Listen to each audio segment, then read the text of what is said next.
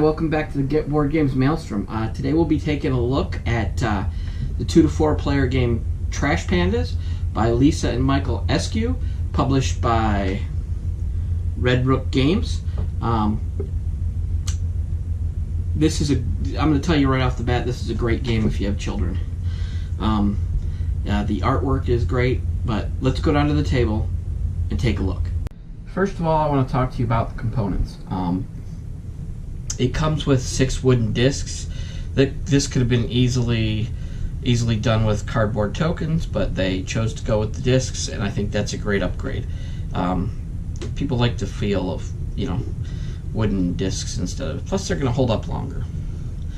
The die is wonderfully etched with the different symbols. I don't foresee this rubbing off anytime soon. I think it's well made.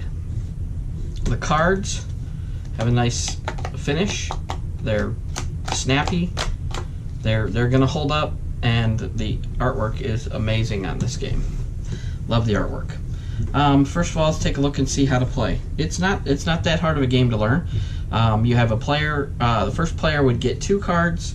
Second player would get 3 cards, and if you had more players, it would go 4 cards, respectively. The object of this game is to stash away the most items that you can worth the most points. There's different cards in this game, and they're worth different things, and the cards are like a double thing. Like with this card, the fish card. And I love the fact that they called it fish instead of fish. It can be used to take a card from the discard pile, or you can store it away, and if you have the most of them, it's worth 5 victory points here. Second most gets 3 victory points, third most gets 1.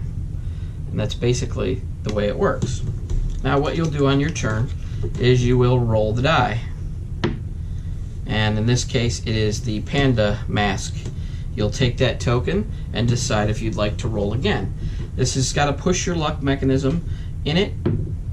See, in this case, I rolled the same die twice. So unless I have a card in my hand to mitigate that, which I do, the Blammo soda allows you to re-roll your last die. And this is also worth 1 point per Blammo at the season end. Alright, and what I would do if I wanted to use that is I would discard it, and then I would re-roll the die. Now in this case I got the 2 trees, which is, this is the symbol for stashing things. See if you can take a look at that. That's the symbol for stashing. You can stash 2 items. The raccoon face symbol is you would draw a card face up, and if the other person you're playing against has that card, that they can also stash it. You draw it face up and you stash it over in your pile like this, and it would be put over on your side, face up, stashed. Normally cards that you stash will be face down because you're trying to hide from the other players how many of that card that you have. And then say I'd choose to roll again, and it's the recycle token, and what that is you can substitute this token for any other token not already used. So let's say I wanted to stop there. I could basically use the trash can token, and that is right here. Let's see if we can get that in camera view. And what that is that means you can add to your hand. I would pick 2 cards for my hand with the trash can token, set that aside, and that would be the use of your recycle token. Then I could stash 2 cards if I want. Well, I see 2 cards in my hand that, I'd like to have at the end. So you just set them down right in front of you face down. And then the panda mask, we already showed you how that worked. Or trash panda mask, the raccoon mask. We already showed you how that worked. And then once you're done, play passes to the next person. The other person would roll. They start off with the 2 trash cans. They got a panda mask. They decide they're going to go again. Oh, they rolled the 2 trash cans again. And if I look at his hand, He does have a blammo, but he doesn't want to use it right now. So basically what happens if you bust and you don't have a way to mitigate it or don't wish to mitigate it, what you do is you draw a card.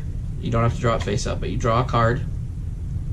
And this is, you could resolve a token twice with this card, or it's worth 6 points. So this might be one you might want to stash away instead. But you draw a card and then play passes back to the other person. This goes on all the way through the deck. When the deck is empty, the game is over. You count up your points based on who has the most of which item, and then you move on to end of game scoring. You write down your scores. Whoever has the most points wins the game. Very simple, very light, very fun. My daughter loved it. We played several games the night we tried it out, and she definitely wanted to play more.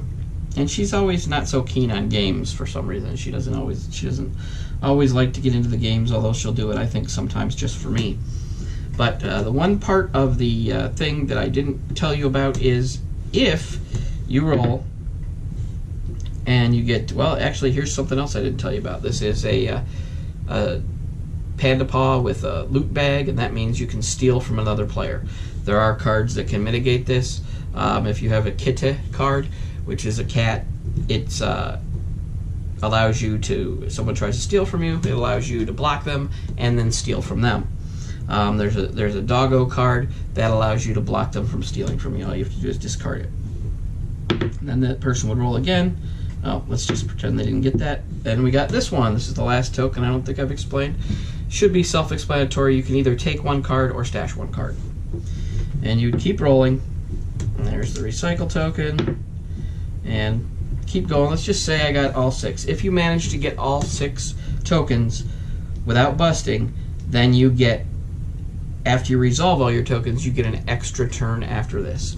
And that extra turn can be used to take up to 3 tokens. You can't again get 6 and keep going. But it's a very light game. It's a lot of fun. I would think that you get 3-4 people together, that this would be awesome fun. There'd be a lot of laughing. Like I said, the artwork is great. There's different cards.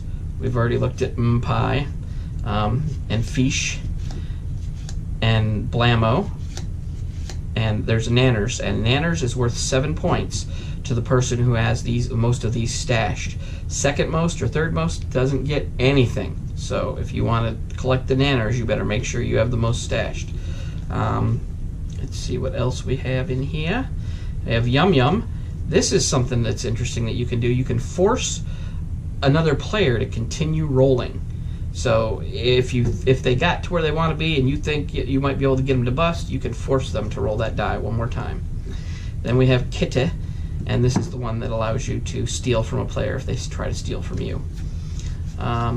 We also have Shiny, which is a fork, and if you have the most of these, you get 3 victory points, and you don't get anything for second or third place on that one either. We have the doggo cards that protect you from being stolen from.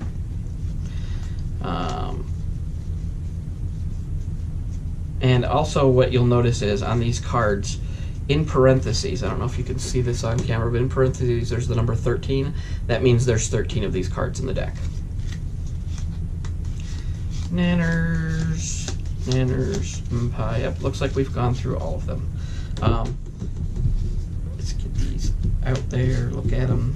Very cool game, great components. I think there's a lot of variety for players who wanna keep playing this. It's a lot of fun. I know for sure you can pick this up on Amazon. So if you go to Amazon and search Trash Pandas, you can pick yourself up this game there if you want. I would recommend it, definitely. This is a very cool little game. I'm going to give it a category 4 rating out of 5, and for a light game. I hope you enjoyed this review. If you do, if you like what I do, like and subscribe. I could use some more subscribers. Please go down to the doobly-doo below, subscribe, like my video, and I'll see you next time we do another review.